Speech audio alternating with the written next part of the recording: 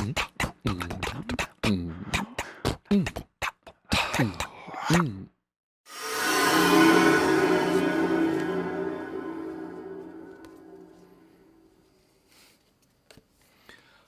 everybody, this is Mr. Duncan in England. How are you today? Are you okay? I hope so. Are you happy? I hope so. So here we are again at the start of a new month, which just so happens to include my birthday. How old will I be this year? It's not a secret, but I'm still not telling you. It's time to take a look at some more of your email questions and comments concerning the English language. So without any more playing for time, let's take a look at our first question for today. Could you explain the uses of the word get in one of your lessons?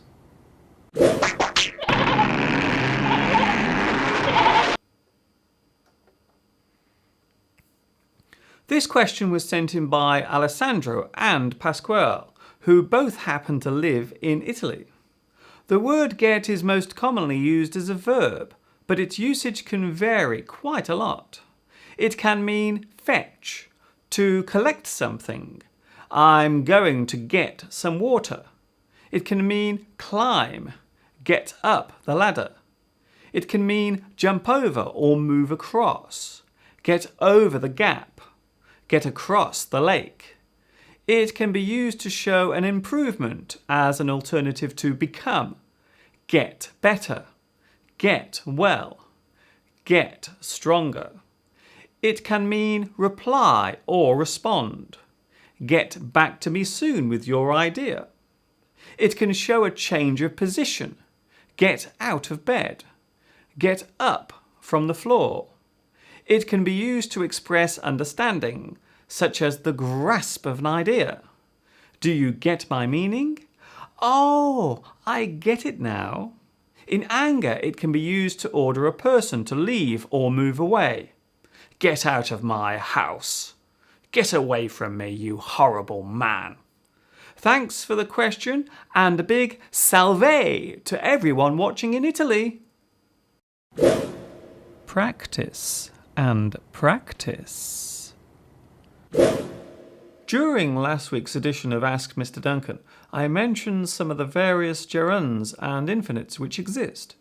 During this particular segment, I used the word practice as a verb. A few of you have written to ask if this is correct.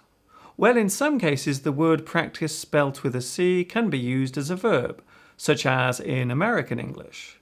When this word is spelt with an S in British English, it is used as a verb only. So, practicing English is the British English verb form, while practicing English is the American English variation. The noun practice with a C is used in British English. So, American English uses practice with a C as both a noun and a verb. What are the differences between which and what? Well, Mrs. Cow, I'm not going to get much milk off you, am I?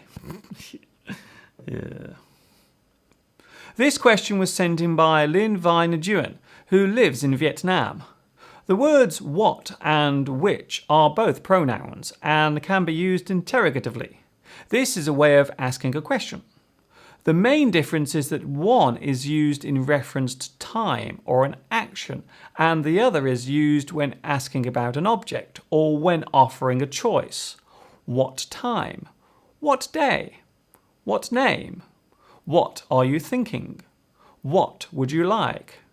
What do you think of my new car? Which colour do you prefer? Which road should we take? Which house is yours? When using what, we are usually unsure of the specifics and details. It can be a very general question, such as, what are you doing? The reply could be anything. I could be doing anything. The word which is normally more exact. We offer a choice, and you must choose which one. A nice message. I have received a nice message on my YouTube account from Ayman al-Hashimi, who lives in Baghdad, Iraq. I was deeply moved by your words, and I would like to send a special hello to you and all of your friends who are following my lessons over there. Whatever your views about what is happening in Iraq right now, I think it is important to remember that there are people there who are going about their daily lives just as we all are. They have the same worries, the same fears, and the same aspirations. Languages and flags are a double-edged sword. They define nations and create identity, but they also allow us to hold on to the divisions too. From my own experience, I have witnessed English as a positive thing, not as something that is being enforced on others. I see it as a gateway. It represents an opportunity for people from all corners of the world to communicate, share ideas, and most importantly of all, understand each other. We are all individuals, and it is very unlikely that we will ever agree on everything.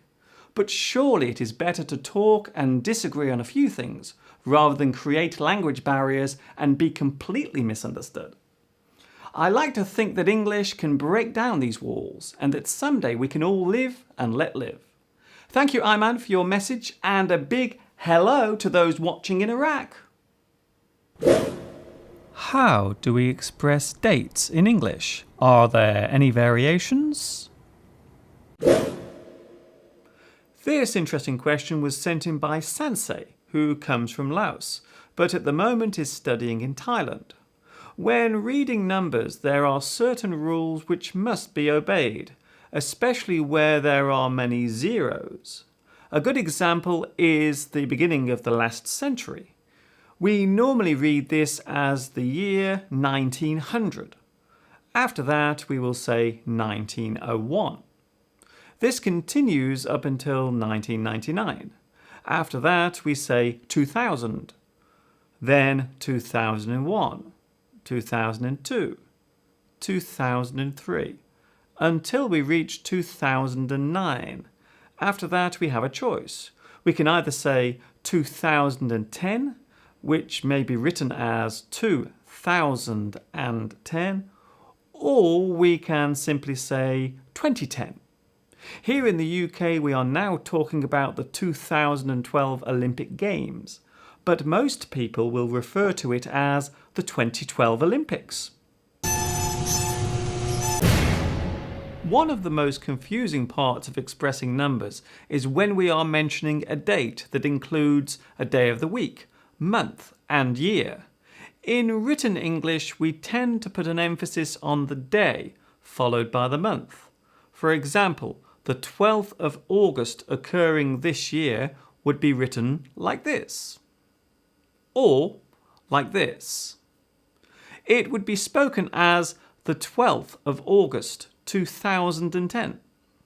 We can also write it like this: the day, then the month, then the year, 12th of the 8th, 2010.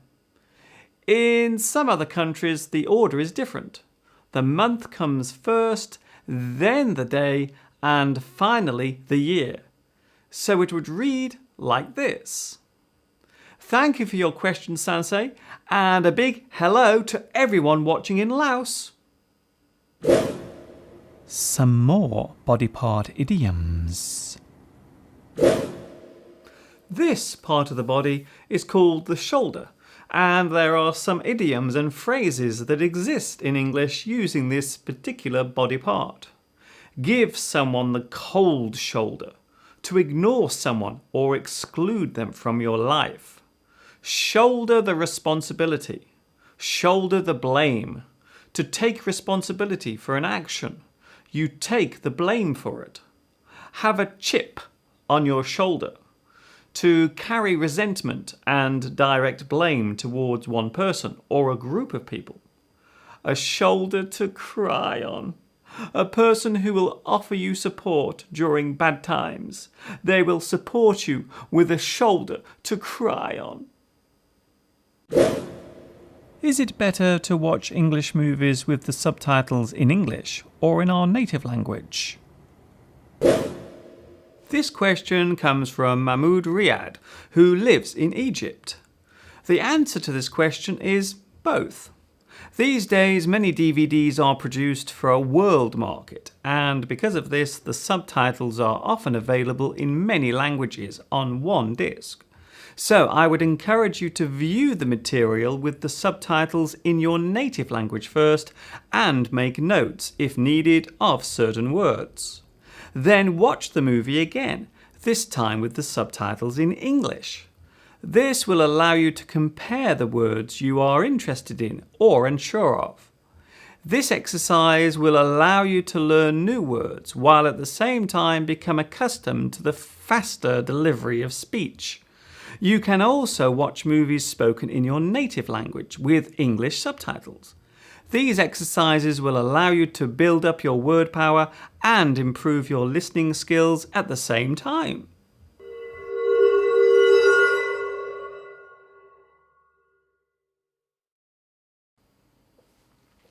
Before I zoom off for another week, I would like to say a special hello to some of my new Facebook friends, including Jiao Huang, Adam Vicky, Tanlei, Rad Yusuf, and Christina Delamora. Hello also to David in Italy, and a big warm welcome to all those who have subscribed to me during the past week living in Taiwan. Hello to you all. That is all from me for this week. I will see you again soon for some more of your questions and comments. Keep sending in those emails. Next time I could be saying hello to you. This is Mr. Duncan in England saying thank you for asking me. And of course, ta-ta for now.